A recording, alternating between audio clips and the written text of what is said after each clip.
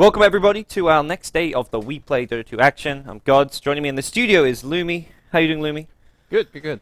We've got two game series today. We've got DTS2010 up against Team Dignitas. It's a Dignitas doubleheader, and I think this is going to almost round off things here. They're currently seeing 0 and 4 in Group B. They need to get themselves some wins. Unless they go for like 4-0 today, I don't see them getting out of this Group B. But this is a pretty tough Group B. We've had Empire just dominate, EG show up and play pretty damn well. And do you see either of these two teams not advancing? The second series is going to be against Empire, is it? It's going to be Dignitas versus EG. Oh, yeah. I don't think Team Dignitas is going to have a good day. Well, Dignitas, they are playing with Bleak, formerly of Team Natural 9, and we'll see if that spices things up. This is, of course, following Fog leaving the team. He's joined EG now, so this team is sort of looking to put the pieces back together. But our first match, DTS 2010 versus Team Dignitas. We'll hop ourselves into it, guys. Thanks everyone for tuning in, being patient. We do apologize for starting a bit late today, but we're all good. We're ready to go. And Team Dignitas going to be playing over on that Radiant side. We've got DTS 2010 on the Dire. And our draft for Game 1 is now well and truly underway. And we're seeing Dignitas go for sort of early aggression and hero killing with a Bounty Hunter, a Visage being picked up. A very early Bounty Hunter pickup as well. Yeah, I'm surprised that Bounty gets picked up so early, because there are a lot of heroes that, you know, it's a fairly decent counter in the off lane, or in the defensive tri lane. And Crystal Maiden is one of them. Frostbite being able to review you for the duration of that Frostbite, and will kill you during that. And of course, Rubik's going to get selected back. I imagine if they're going to go a Bounty Hunter early, maybe they're thinking about like Storm for Korok, and maybe another like very aggressive hero killer, and then just kind of take over the game with track kills. Because there's really no reason to take Bounty so early, especially when you know that Nature's Prophet is already taking Acer off lane. I think Bounty is pretty much a free pick at that point.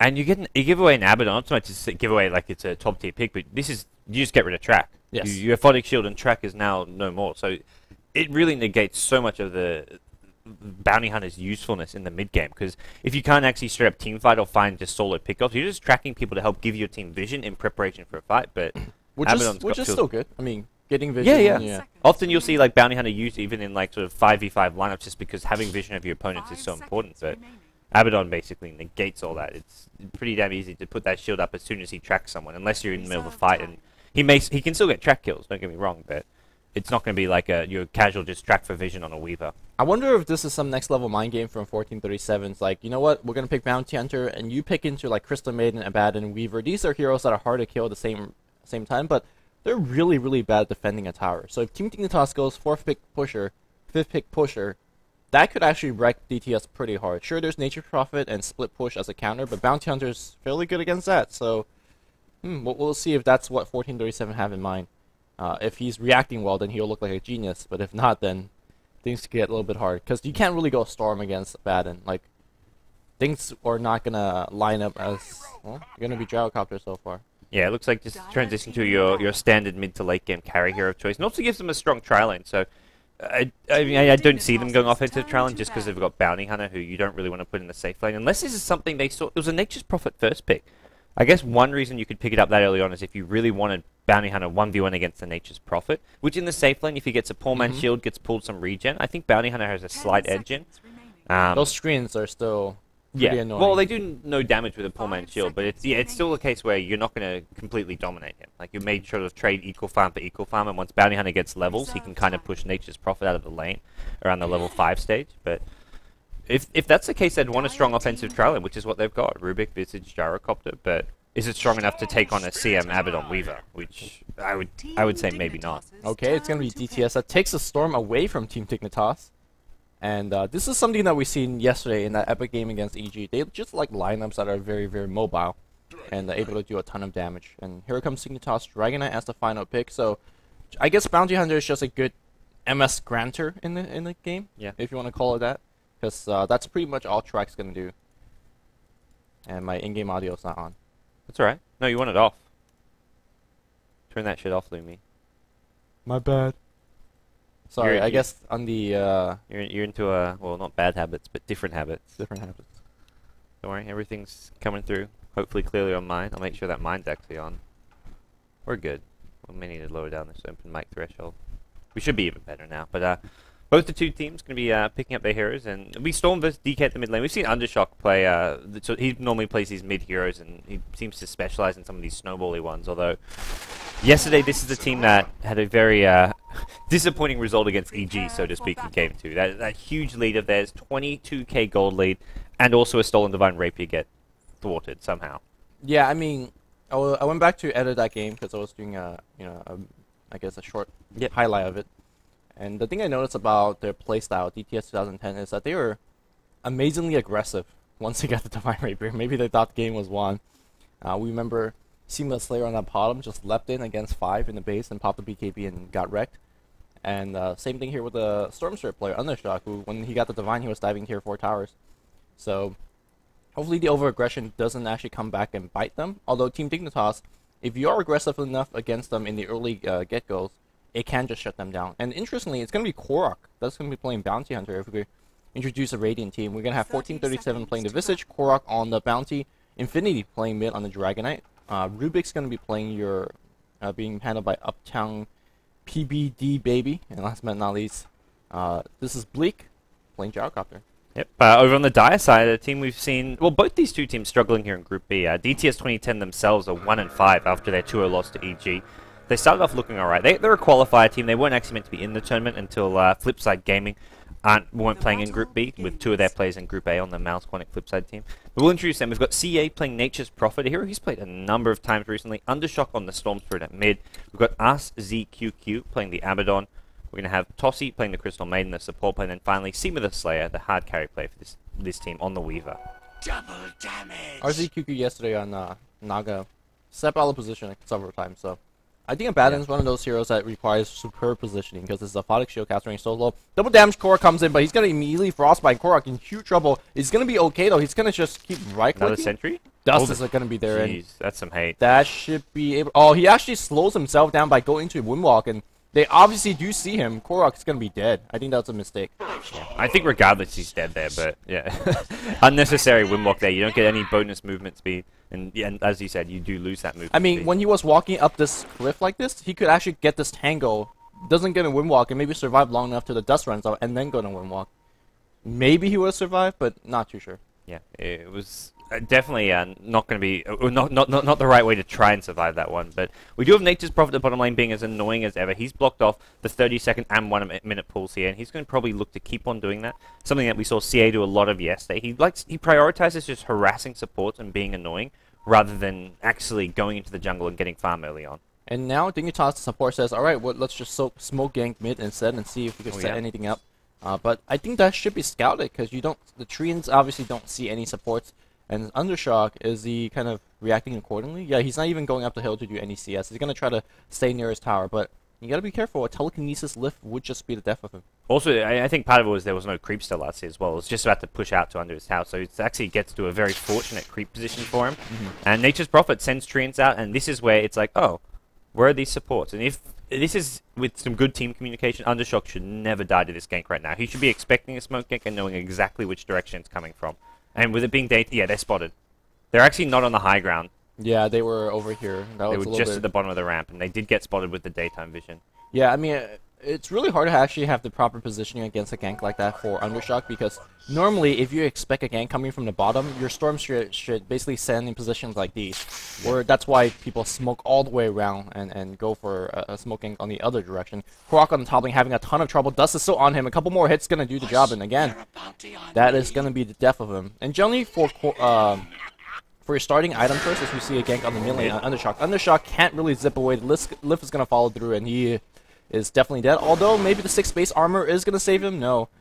Caught up by the Invis rune. I should have actually known. He saw the Invis rune get picked up by the Visage with his team Sentry Ward there, sorry, Observer Ward there, and something which probably shouldn't have happened there. I think he just got a bit too overconfident in the mid lane. Yeah. So going back to Korok's item choice, generally when you're playing Bounty Hunter, depending on the tri-lane you're up against, if you're not going to be able to survive against a tri-lane initiation, such as Abaddon, Crystal Maiden, and Weaver, then you just say, forget the Stout Shield, let me get boosted speed. Because if they ever catch up to you, the damage block is generally not going to save you. With that said, Crystal Maiden and Abaddon are not exactly the most offensive tri-lane, so I understand his kind of mindset to go Stout Shield against this lane. But he's already died twice, so maybe in retrospect, Boots is probably better. Hey, poor man's shield would have been Amazing. May have saved his life. Yeah. Blocked a lot of that damage. But he has no gold to get Poor Man Shield, that's the thing. Level 1 Poor Man Shield with the regen pool. Yeah.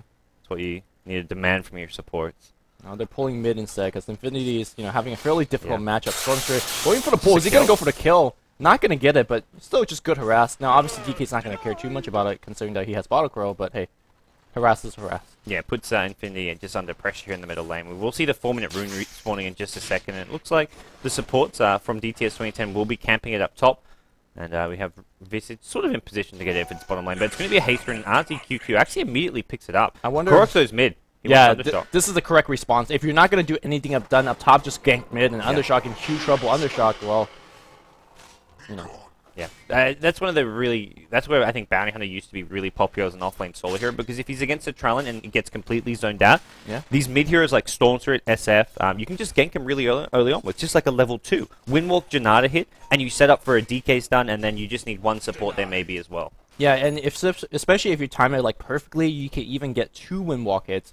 Or in fact, even 3 Windwalk hits. You come out for the first Windwalk, you go into your second Windwalk, and then you come out of your second Windwalk. That's 3 Windwalk hit. That does a ton of damage, and of course your Janata slow on top of that. It's a ton of damage, and well, Korok is able to do some. But back on the top lane, he's in huge trouble again. The Frostbite's going to be there. The Nova's going to follow through. Korok, not having a good day. They had more dust on the way with Abaddon as well, although it wasn't even needed. Just a Sentry Ward in lane, and like you say, Korok, he's 0 and 3 right now. He did help out the mid lane with that gank, but this is just a bit too much that he's given away as an offlane bounty hunter. Often you'll see, I mean, even the best offlane players in the world with a death or two as an offlane, like, as someone like a bounty hunter, but his death has just been achieving nothing, I would say. The thing is, Korok generally never plays solo offlane by himself, so I feel like this is something that he's not too familiar with, and he's getting heavily punished as a result. Offlane, to me, is one of the most difficult roles to kind of learn and adjust into, and Korok having a little bit of trouble himself. Well, he's back towards the mid lane. Storm is level 6 now, though, so chances of getting this kill, I think he realizes, are probably not going to happen unless they bring the Rubik as well with the telekinesis, and maybe even need the Visage for the Soul Assumption burst damage. But I think it's a pretty difficult... Yeah, with just these 2 heroes, there's not a chance in hell, but they're going to look towards the 2 support heroes, smoking up. PPD and 1437 are going to make their way towards mid and look for this kill on Undershock, but... Alright, here comes the stun, but there's not going to be perfectly changed, so there's no telekinesis left. Rubik wasn't in range. Yeah, but they initiated despite Rubik not being in range, so that was just their mistake. That was... I mean, whoever called that was either... you look towards Infinity making the mistake, or whoever said, look, stun now, because it needs to be the Rubik saying when he's actually in range and saying, you stun now. Ooh, Rubik does deny the regen rune to the Storm, and Storm... a little bit sad, going back to the mid lane. His courier's nearby. Yeah, he's sending it mid. He's going to go right into some bottle crowing. And I like this. Abaddon's now... Well, I mean, he TP'd mid to help the Stormster, but he may just hang around knowing that there's constant ganks coming Undershock's way. You probably hang around till the Dragon Knight range for him goes down, and then you could feel a little bit more safely to run away. But he says there's no way they're going to make it another game. He's going to go back to the bot lane. Maybe get a little bit of EXP, because this lane has been abandoned for quite a bit now. Yeah, looking towards Gable or Bleak on the Gyrocopter. He's up to 39 CS, on par with the Weaver, but then you've got the Stormsword as well up in the mid to high 30s. So I feel like right now, Dignitas, the Gyrocopter's farming well, but this isn't a hero who's going to be able to have as much of a mid-game impact as this Weaver is because of the Abaddon support, the Bounty Hunter being negated, and I feel Undershock on the Stormsword can just get nice and aggressive as well. I think DTS2010 have the slightly better sort of mid-game power here. Yeah, I definitely agree with that, and they're definitely putting on the pressure up top as well. Turning that Ring of Basilicus on and putting a little bit pressure on that Tier 1 tower. Korok in position, he's only level 4. Notice that he's actually leveled up his Shadow Walk because he feels that he can't really do too much by leveling Shuriken right now, which is somewhat surprising. Shuriken does scale very well from level 1 to level 2. And obviously you don't level Janana because you're not going in to harass anybody. Yeah. A lot of bounty hunters like to just seem to... They want to get that second point in Shadow Wall because otherwise it expires just as it comes off cooldown, so you have to use that. It's kind of like a nice little boost to level 2 one where it has longer duration than the cooldown. From here I'd be very surprised if he doesn't max Shuriken from straight on Bot lane here, Undershock's going to zip in right there. The Raffinator is going to come through and PPD's going to be absolutely dead. Calldown's going to get dropped. The shield's going to break it. Undershock needs to get out of there. He's out of mana. He's going to get Mist Coil, still alive. 1437 is not going to get the kill. He's out of mana as well. Soul Assumption is going to be there, but looks like it's going to be 2-for-2 trade. Gable, or Bleak, is the kind of the true winner in this engagement. Was able to get a ton of experience and gold. Yeah, the flat cannon's finishing off the Abaddon there. As long as Abaddon kept the Stormsword alive, he made himself die faster by using multiple miscalls in that fight.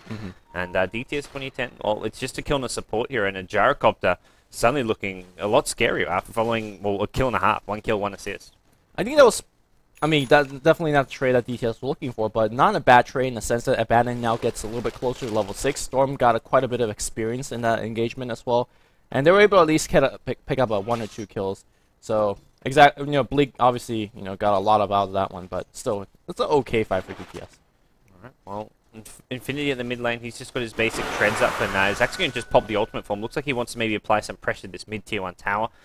Not going to be too much more coming from that. Will DTS2010 even be able to defend this? Because right now it seems like Storm wants to be ganking around the map. He's smoked up near the bottom lane, and these towers are not being defended.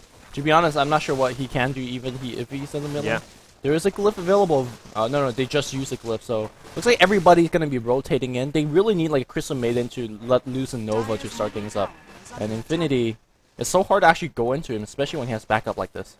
Yeah, the Dragon Knight Dragon Tail is a great spell to have against the Storm Spirit, because it's just being an instant stun. You can't zip and dodge it. Undershock is trying to zip in from the backside. Who's next to go? And the DK stun does get baited on RZQQ. This could be the opportunity for Undershock. He does go in, but he goes into 5 heroes. There is no way he wants to fight this. Nature's Prophet ultimate doing a ton of damage. Here's Weaver, the one hero who can turn this fight around. This is exactly what you need from your Weaver, showing up to these early game fights to help you out. And Seema the Slayer wants to chase down Gable. No telekinesis coming. Oh, the uphill dodge. I think Bleak just survived that with the uphill dodge. Seema the Slayer is still not done chasing. He wants to finish off Bleak here. Bleak. I mean, he's going to get the kill, right? Yeah, he's definitely going to get the kill. Unless Gable has some next level juking. No, unfortunately, you can't juke that Sakuchi. So this is what we talked about many times in the past. When your Weaver makes an early game TP, you just can't do anything about it. And Dignitas did not actually push with a Sentry Ward. That's a huge mistake. There's a track up. There's also a telekinesis, and it looks like Seema, he's going to be brought down. Track. No lift, no mana. Ooh, he's running fast. He's got another shoot. He's actually going to live. I thought he was dead, but there was no mana for a telekinesis. That's unfortunate. Yeah. All right. Well, they get rid of the track with a Nephotic Shield, and they're going to be okay. I thought that fight could have gone a lot better for DTS 2010. Maybe I think Weaver needed to TP in like a couple seconds earlier when the initial Storm Zip in came. He just TP'd like a second or two too late. I think if Weaver makes a TP early, and for example, if he's the first person to TP, then Dignitas says, all right, we'll just back off. We don't have detection. We can't really, do too much about this Weaver. But then, of course, obviously, if he's the first person to take in a TP and he's going to get lifted, he's going to get Dragon Tailed, and things could get horribly wrong for Seema Slayer. I actually think it was okay for DTS. You initiate with a Storm and force them to engage, and once they're committed, you say, all right, Weaver, you do your work. Yeah, they committed on the Abaddon really early with the Dragon Tail, which is that's where I feel like Weaver could have TP'd in. They used the Dragon Tail, they used, I think, even the lift on him. I don't know, I didn't see the lift, but I assume they tried to just chain stun him down, and from there, it's like, okay, Weaver knows there's no Dragon Tail to kill him off, but Storm Spirit zipped in, and I mean, he zipped into 5 heroes and was just fine because they didn't have the disables they needed. Well, Undershock on the bot lane, perhaps thinking about engagement, jumping in. This observer will see the familiars as well as 1437 hanging out there. But he shouldn't be getting caught by surprise. And also, they're actually just farming the Baden quite a bit on the mid lane. He's actually hitting himself level 6, and he's going to level 7 as well. Yep. He's also leveling a Photic Shield, or sorry, Mist Coil, instead of a Photic Shield. A Photic Shield generally thought as kind of his best spell, but I guess, one level of it is just as good as 2-3 levels of it. Stormster on the bot lane is going to zip to initiate, and here comes the Aphotic Shield. He's going to get telekinesis. Storm is going to get bursted back out of the cooldown. That was a mistake. Did PPD lift him out of there? I have no idea. Because how did he get out of there? It's something pushed him, and telekinesis being the only real thing that could do it. And they get the Tau deny as well. Meanwhile, top lane, Tau was destroyed by the die. That one not denied out. Weaver, I think, was trying to get it, didn't quite find it. But Seema the Slayer with early level 9, a lot of farm. I'm not advising this Weaver build though at all. No points in Swarm at level 9. This is suboptimal. I think you definitely want to have at least 1 point, simply for the fact that you could use it against a Rubik. We seen it yesterday when you Sakuchi next to a Rubik and you swarm immediately. The first reaction for a Rubik player is, oh, let me steal a spell and get Sakuchi. But after you swarm, he gets swarm, and you're like, yeah, you're dead. Simply for that fact alone, I think you want to have at least 1 point. And to be honest, Swarm is just good for team fights, harassing. Its damage output and just the vision it gives is amazing. It actually allows you to get solo kills in lane, whereas Gemini might not enable you to. Gemini is definitely like the more harasser and farm oriented. Yeah, and it's it's okay, it's fine, but you definitely want to have 1 point into your Swarm. We do see DTS 2010 now. They're up 7 kills to 6, but the gold lead is up to around 4,000 now. Dignitas, it seems, are going to have a lot of eggs in the bleak basket as far as carrying with this Gyrocopter. He's gone the Helm of the Dominator build. He will be looking to stack Ancients, but Weaver Illusion's already there, sort of camping around this Ancient spawn, knowing that something like this may be coming.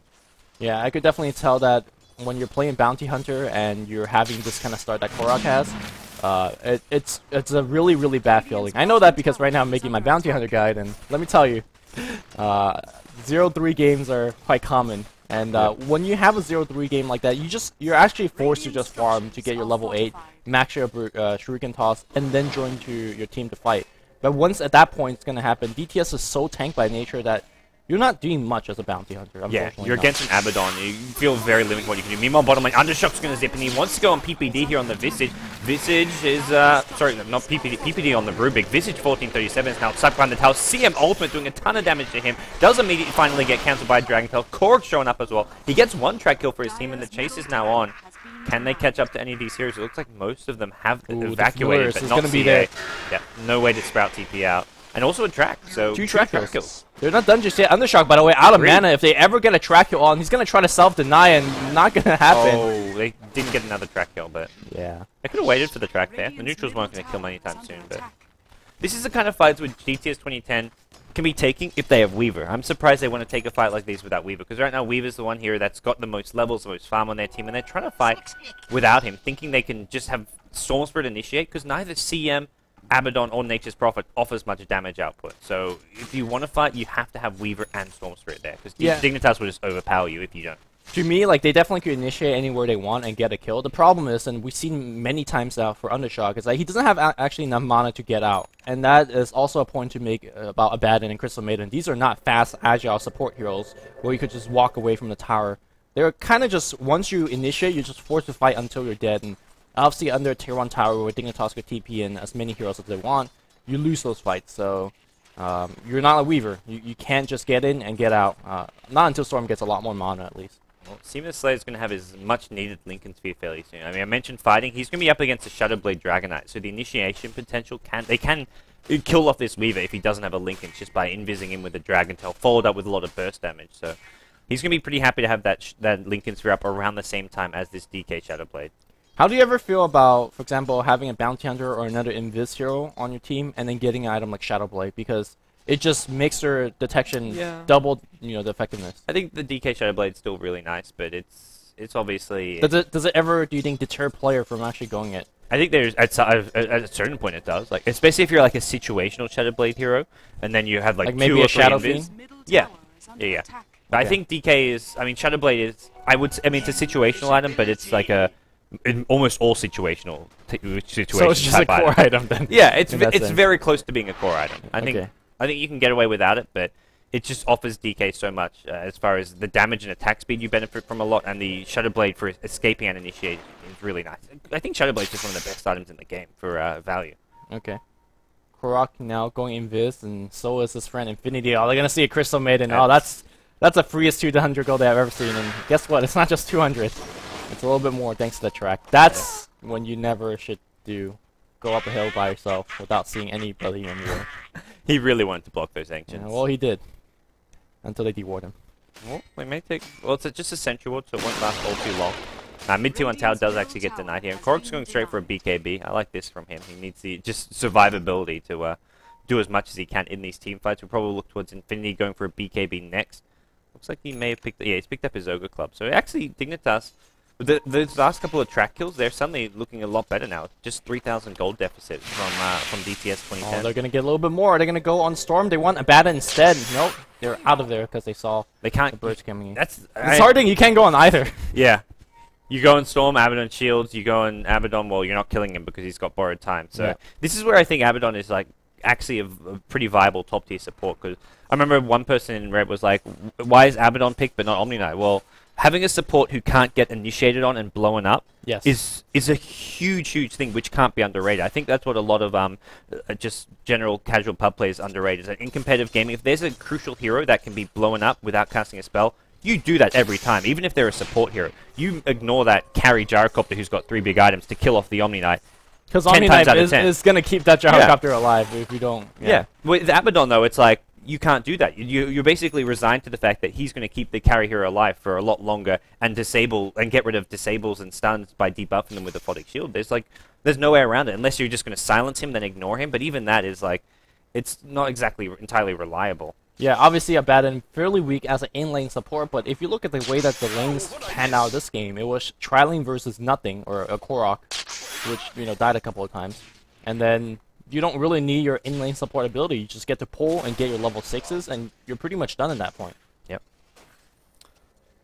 Well, Dignitas, are they going to mount a defense this bottom lane? They're starting to TP heroes in. Infinity probably should expect some sentries or vision in lane, although right now there's nothing from DTS2010. They've actually backed off a little bit here. Or are they thinking about initiating here? Infinity invis up. He's thinking about going Seema. Oh, Looks like they Lincoln's already broken. debuffed the Lincoln. Here we go. No hit into a stun. Seema the Slayer in huge trouble. Where's the mech? There is a mech, and he could actually time-lapse. Yes, he's going to gone back in time. Infinity, now he is in trouble. Infinity dropping low, dropping fast. He's going to get picked off. Undershock still alive right now. He needs to zip out, and he does. CM ulti doing a little bit of damage here to Bleak. It looks like Tossie may get brought down in the end. Weaver's still alive. He's got full HP, in fact, and Crystal Maiden is going to be the one to take a fall. The track kill as well being picked up. Seema the Slayer on the back line says, Yeah. I want more. Yeah, and he may just keep on chasing here. Korok's going to get silenced up. There's an Orchid on the Storm. Didn't even notice that pickup, and Korok now in a lot of trouble. I don't think there's much to keep him alive here. Seema the Slayer with a shield to help keep him alive even further. Dust gets popped here. Korok doesn't actually get hit by it, though. That's going to keep him alive a bit longer. I think just he threw a track on the Weaver. Unfortunately, he gets blocked by the Lincolns. It looks like Bleak. They're going to try to TP out. Do they have vision? They don't have any vision. These birds just played. keeping them in. They did lose a tier 1 tower. I like Storm Server in the middle team fight just to decide to get a lasso and tower. A lot of players just forget about the objective of that team fight, which is oftentimes pushing a tower. And the Shock says, I'll take that, thank you very much. Well, we see why Abaddon is picked right there. Weaver would have died multiple times in that team fight if it wasn't for the Abaddon. The mech as well, keeping him alive. But the shield debuffed a stun or two. He got immediately restunned afterwards with a telekinesis, but the miscoil's just doing work there. That was like one of the most textbook, well-executed chain stun. Like, you can't get better than that. Yeah. But it was just good offense against better defense, and better defense won. They would have done far more than 1270 damage to him, even before he popped the time lapse. It would have been about like 1600 or so damage, or 1700 damage. Uh-oh, Bleak though. He hasn't got his BKB. He gets caught up by Storm Spirit, and Storm Spirit with a Nature's Prophet, Wrath of Nature. Easy kill for Undershock, and that's a costly one for Dignitas. This is why DTS really love playing Nature's Prophet. I've seen them play Nature's Prophet and first pick him like 3 games in a row now. Yeah. And what they really allowed, like it for the heroes, the versatility. Many games you just go Midas into mech, but in some games where it's a little bit easier, perhaps when they have a Chen, for example, then he gets to go like damage item like Shadow Blade or straight Hex. They just love Midas mech into a straight Hex build. They also like to add a 4-staff in it against certain heroes like Clockwork and things of that nature. So it's just a very versatile hero in the mid game. It gives you a lot of utility, and you just saw it there, just helping out Storm in the gang when he doesn't even need to be there. Well, Storm is just still like farmer in the enemy jungle. He's not afraid of. Well, I feel like he should be a bit more afraid of DK Shadow Blading into Initiate. But right now, the Radiant team with very limited vision. They have some near this bottom river here, but we're not seeing them with a whole lot of map control. And that's something which DTS2010 I feel should look to maybe exploit, go for a Roshan fairly soon once they push out some of these lanes. And if they get an Aegis up on Storm Spirit and then start looking towards Weaver picking up a Desolator and just some further item progression, Storm with his BKB, suddenly Dignitas will struggle really hard to take a fight. Even with these multiple BKBs they're going to be having on their side. I think this is yet another Lincoln's game. Last time we talked about Undershock when he was going for the Hex. Lincoln's is one of those items that the more you have on your team, collectively, each Lincoln gets a little bit better because they only have a limited amount of spells, and the more Lincolns you have, that means more people are not going to be, well, Undershock's just dead. Yeah. Wow. So I think Lincoln Sphere is going to help you against things like this, whereas BKB doesn't necessarily help you, because if you get Chain Stun or Hex immediately, then you're dead either way. Yeah. So obviously the regen and the stats also fairly helpful to a Storm Spirit, but there are some games that you need to have a BKB. I just am not sure whether this is the game that you have to have it. Yeah, it does. I mean, it acts nicely in the sense that there's not a whole lot of Crystal single Maiden. target spells that go through Korok it. is like Salivating. salivating. Yeah, you can get the skill. Familiars actually come and take it. And just TPs TP out top? Well, actually, it looked like a TP top. No, Visage is going to get killed. It was a Nature's Prophet TP top. Korok just TP'd back to base. So there's a counter kill at top lane as Rubik goes down, but that Storm kill is just shouldn't be happening. That was just too much greed coming out from the Undershock on that mid play.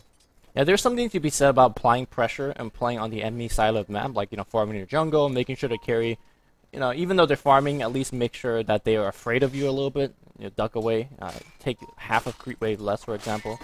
But when you get picked off like that, they just kind of laugh at you and be like, yeah, we're farming you and farming on your creeps. So. Alright, well, here goes Roshan for a DTS 2010 Dignitas. Well, they can send familiars and try and scout this one out and bring their heroes over now, but they need to do so right now. Infinity's still at top, and without T1 towers up, there's no really way to TP in and stop this very easily. So it looks like DTS 2010 will get this uncontested. Well, I say that now, but they are somewhat approaching. Yeah, I think you give it to Undershock though, right? If you get the Aegis. I fully agree. Yeah. I think Seema's, I mean, he's a Weaver with Lincolns and there's an Abaddon on your side. I think Undershock is just playing a bit more aggressive and also going for some solo kill play, which is where having an Aegis helps out a lot. Ooh, he sees Korok on the mid lane and also sees PPT. Not gonna make that initiation just yet though. He's got this Orchid has been quite. He's got it since like 6-7 minutes now, right? Yeah. Yeah. His Orchid timing is actually quite excellent, and looks like the Ancient stack has been discovered. Try comes out here from Korok and hopefully trying to deter them from the push, but We can shield that off, yes. You should just look to straight up shield that off in just a second. Storm. Zipping around at middle lane. And Abaddon's still tracked. maybe he doesn't realize you can. No, there we go. Yeah, I think he maybe just didn't see the track at first. Weaver's very close to a Desolator now, and now's the time where you need that Desolator, because how many BKBs have Radiant? They were going for 3. Looks like they've got just the one on Gyrocopter for the time being, but both Bounty Hunter and Dragon Knight looking like they're somewhere between 500 and 1,000 gold away from the second and third BKB on the Radiant team. Yeah, I'm actually somewhat kind of concerned about Weaver's survivability as well. I mean, Desolator right now is the correct item choice, but do you feel like maybe he needs to go back for a defensive item, like a heart perhaps, after this? Because the damage output is starting to get quite scary on the other side. It's definitely there. I think, or do you just rely on your allies? I think with the Abaddon there and the mech on Nature's Prophet, and also they want to throw a lot of spells at the Storm Spirit as well, because he's a lot more killable than this Weaver. I think Weaver should be okay-ish. You can go for like a more balanced item, like a Manta style, maybe to debuff the track, although debuffing track isn't really the problem, I guess. Ooh, Korok cancels the TP. He saw Undershock TPing, he cancels it, and Undershock says, okay, I'll zip in Orchid. And meanwhile, top lane, Dragon Knight actually was getting ganked out as well. Looks like he's just going to TP the hell out of there and picks up his BKB now. So he also destroyed a tower, so okay. it was a nice. It was a nice thing. But unfortunately, Korok dies yet once again. DTS 2010 going to apply a little bit of pressure on the bot lane. I don't think they're going to destroy this tier 2, because here comes the Familiar Birds. But again, good pressure. I really, right now, DTS to me is playing a little bit like Kaipi. They're not really looking. Kaipi doesn't even take Roshan, but these guys are just farming desperately in the jungle, farming multiple lanes, pushing the lanes, and really not allowing the enemy to get anything. Top lane, CA on that Nature's Prophet could be in a bit of trouble. He's got the mech here. Can he actually survive this damage? I think so. He's going to mech and self-sprout. Question is, there's another stun in 2 seconds, though. Ooh! Nice try. Nice try. Yeah, I think the problem is there that you can't actually get away from DK for that second stun. It's hard to make enough space that you can get the Sprout to separate you from the DK. This is like the 5th or 6th time that Infinity find a solo gank with the Shadow Blade. Like, this should not be happening. Yeah. This is why Shadow Blade DK getting ganks, you know, it's always nice on paper, but it doesn't happen. It's like being prepared for a Nyx Assassin Vendetta gank. Against the DTS playstyle where they're split pushing and being very aggressive in this lane, the Shadow Blade has really paid for itself. I mean, you mentioned, is it worth getting when you've got Bounty Hunter, but I think Dignitas showing that there's enough space on the map that there's not going to be sentry wards and detection everywhere. I definitely look towards DTS picking up a gem fairly soon. Yeah, Nature's Prophet picks one up, especially if they want to try and push and end this game soon. If they're just sticking as 5, having a gem is perfectly safe, and probably something you want to maybe put on your Abaddon. Even the Storm Spirit can handle holding the gem, maybe.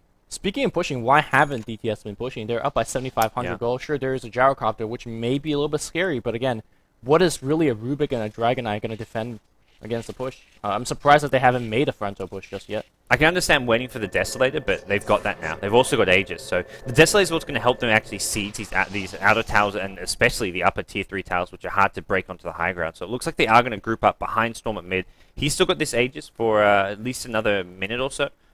Looking at that, and they definitely should be looking to use this. Yep. So they're gonna mow down the mid lane and Storm look towards him playing ultra aggressive in the next team fight. Nature's Prophet's gonna try to slow down the push with things like treants and whatnot on the top lane, and then teleport to join his allies mid. I imagine this tier 2 is gonna just get forfeited on the mid lane. I don't think Team Dignitas could take a fight, and to be honest, they're not in the position to take a fight. So Tier 2 just melts, and Yep. I think DTSS, we still have Aegis. Let's keep going. Yeah, and Dignitas are going to kind of go for a trade at top lane, but at the same time, they're going to be high ground any second now. The Glyph is going to try and stall that, but no one's TP back yet for Dignitas. This is actually a bit problematic. You can't base race this. It's also, I think they just thought, hey, we can trade Tier 2s then defend, but their Tier 2 trade is happening so much slower that this Tier 3 is already down. Yeah, Desolator is a huge deal right now. We're going to see, oh no, no. PBD trying to get a stealth steal, but there's Lincoln Sphere already DK up. TPing in. Who's he going to stun up? It looks like he's not going to find anyone. He does find Undershock after popping his own got Aegis. BKB. Shield, Death Coils, Miss Coils, sorry, and Undershock is still alive. And as you said, he's got Aegis. He wants to just use that, I imagine, because it's actually going to expire soon. Yeah, they're waiting on the BKB. Once the BKB is done, he's going to just sit back in. They should continue with this push. There's nothing really stopping them. Rubik's Step is 20 more seconds, and they can heal everybody up with things like Miss Pops Coil. his BKB, wants to go on the Gyrocopter. I think he didn't need to pop the BKB. I think he should have just zipped out of there. Bit surprised by that BKB use from Undershock. He wasn't in any danger, and Infinity's now come in. Maybe he was worried about the Invis Dragon. Undershock going to get stunned up. Where's your shield? Where's your Miss Coil? Shield disjoints the DK stun. Nicely played by DTS2010. They're going to bring down Dragon Knight. Immediate buyback. They need to just get this Rax and get out, it feels like, because they can't hang around for too much longer. Monster kill for the Weaver. Seaman the Slayer, get the Raxes. He does do so. He's tracked up. Where's your shield? Not up yet. It looks like the shield on cooldown. RZQQ also out of mana. And then that'll get rid of it. Yeah. No Sentry Wards. There's a Sentry Ward. Ooh, Lincoln's came up at just the right time. It Can looks we like get a retrack? No, he's out of there. the Lincoln's was just going to block a spell still, so he still does have telekinesis, but nicely Korok. played by DTS2010. Korok on the mid lane, and it's just like Tossi's trying to TP out. He's going to make it out of there. Korok Oh. feeling very sad. Well, DTS2010, I feel like they pushed it to the limit there. They almost stayed a bit too long. They also almost sort of chased heroes when they should have been getting Raxes there. But at the end of the day, they get a Rax. They lose next to nothing from that fight. They almost allow EG to come back. They gave away no... I want to say... I mean, EG came back like that yesterday, right? Yeah. Yeah, they were down by so much, and then they Dignitas will be like, look, anything can happen, guys. Yeah, get a Divine. We stay in this game. Get a Divine. Even if we lose it, they'll give it back. Some Russian YOLO plays. Looks like Storm's going to try to defend this tier 2. The Nova's going to come out here, and Blue dropping low. Storm starts something from the mile. Pops a BKB, and Gabo. Whoa, he's dead, and PPD's going to be the next one. He's dropping so fast. Crystal Maiden, very deceptively tanky. These are things like Miss Coil. It looks like Crystal Maiden's going to ult for the team to slow everybody down. shield. Crystal Maiden's still surviving. She's still surviving. Abaddon, OP. Whoo. This is the most impressive Abaddon performance I've seen since it's been added to the CM game. I've seen some games where it just flat out loses, does very little. I've seen some games where it'll win but not really seem to have a huge impact. But this is a prime example of what Abaddon is capable of. Saving a Crystal Main. This is a really tanky Crystal Main regardless of Abaddon. You're looking at 1300 HP with Strength Treads, Ogre Club, Bracer. Got 8 armor. Come on. Alright, march down the middle lane and get the range tracks and probably just rotate towards top lane and take a second set here. Yeah, I mean... Team is DTS ignoring mid-range. Oh, no, he'll go for the range tracks. Good. Just nice value to have. Yep. Make sure that you're... That's good gold. That's gold. 360 gold. That's Gotta like get that. And 3 huts. range tracks are actually somewhat important to protect and keep alive. I mean, everyone sort of says, oh, you just need to get the melee barracks, but for ultimately getting mega creeps and pushing down lanes, getting range tracks does help a lot. Weaver's gonna back off here, and we're really gonna... What is Storm's doing? There's a Gambit. It's not really... No, I don't think there's any... Oh, the Storm Ultimate is okay as Rubik, Yeah. but even that I feel is... Your not mana that pool good. can't really handle that. Although it's really fun to go Dragon Ball Z status and zip around with him. That's nice. We are going to have... I think they just keep on pushing it, even without the Aegis. They've picked up a Mystic Staff on the Storm Spirit. There's a Hex up on the Nature's Prophet, and... I'm not really liking the fact that he just picked up a Mystic Staff, for example. Like, the only thing you lose to right now is a death push down the mid lane. And to not lose against that, you just have buybacks. Yep. Like, when you are so ahead in a position like this, you think to yourself, how can we actually lose this game? And you lose this game by not having buyback. Oh, Drac gonna come out on the Weaver. He's actually gonna get lifted up, but Storm's an immediate zip, and there should be shields coming soon. Abaddon, man, get that track off. Help this Weaver. Weaver just fine for the time being. He's gonna actually time lapse up. Storm's found 1437. He's actually gonna zip to the low ground. Needs some shield action of his own as he's now tracked up. Crystal Maiden CM. walking into tank says, I got this! No, I don't know about that. Still alive! not for much longer. Yeah. That CM heroic performance, but it looks like DTS2010 are just gonna overwhelm Dignitas. Come back, get these Raxes. Don't need to chase for too much longer. And this is where 4 Raxes down, Dignitas, I feel, may just have to tap out. There's still like the tiniest sliver of a chance, but it's just so small right now. And DTS2010 with such a big lead. There's a GG coming out from Infinity on the Dragon Knight. What went wrong here for DTS? Or what went wrong for Team Dignitas? Felt like they're doing okay, but they were just always slightly behind on every mirror. That was the problem. They were just slightly behind from the get-go, so anything they were getting wasn't putting them ahead. It was just slightly catching up, and then they'd lose a fight. And I think it started with Korok having a really tough time at top lane, and also the two supports. They couldn't pull. They tried to level one smoke gank mid, did nothing. And this is, look at these two supports. Visage, Rubik. Rubik not too level dependent, but Visage I'd say a very level dependent support here. And they got very, very low experience gain in the early game. I'm not sure exactly when they would have hit like their key levels, like your level 6 Visage, but it felt like it took much longer than it should have. Yeah, and obviously on the other side, Abaddon just kind of was really annoying to jump into. And I think the Dire supports were just a lot more efficient and performed their role a lot better. Yeah, I agree. But I mean, what do you do as a Visage or Rubik there? You can't actually kill treants like we've seen other lineups do, where they kill treants and get their pull spawns. Do you actually try and gank, or like what do you do? Do you just there's no one to zone out of the lane. It's tough. I think the draft made it difficult for themselves. Yeah. Okay. Well, that's game 1, guys. Dignitas now drop down to 0-5 in Group B. We'll have game 2. See if they can get their first win of the day, get themselves on the scoreboard. Although there's no chance for them to advance, they still can get themselves some points, some pride redeemed. We'll take a quick break. When we come back, game 2 will be live.